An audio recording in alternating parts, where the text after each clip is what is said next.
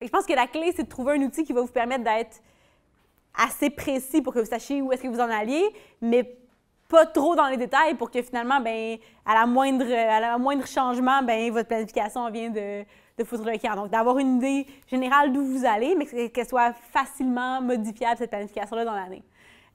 Puis je trouvais que ça représentait bien ce que John Keeley, qui est un scientifique qui a écrit beaucoup sur la périodisation, puis je dirais un sceptique de la périodisation, puis il a écrit beaucoup de papiers sur, finalement, pour démolir un peu tous les modèles qui existent en planification, pour dire, bien, c'est de la foutaise, on connaît rien finalement, puis on ne sait pas si c'est meilleur ça qu'un autre.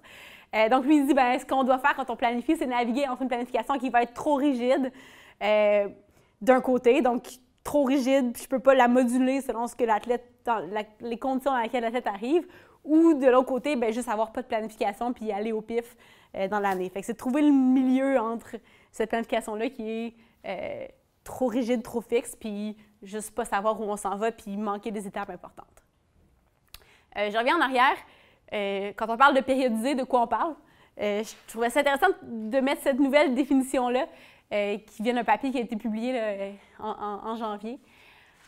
Parce que souvent, quand on parlait de périodisation, puis si on lit les vieilles définitions, c'est découper le plan annuel en unités d'entraînement et prévoir un entraînement de général vers spécifique. C'est une définition qui est très, très cadrée, alors que maintenant, notre définition plus contemporaine de la périodisation, ben, c'est une stratégie pour générer des améliorations de performance. Fait que finalement, c'est d'avoir une stratégie. J'ai un plan, je sais où je m'en vais. J'ai une stratégie, ça implique rien de précis. Je peux découper comme je veux, je peux prévoir de passer du général au spécifique, du volume à l'intensité, de l'intensité au volume. Peu importe ce que je fais, tant que j'ai une stratégie pour arriver à mes fins, c'est ça périodiser. Fait que c'est planifier des variations du volume, des variations de la charge. Mais comment ces variations-là doivent être organisées, bien, on ne les décrit plus dans la définition finalement.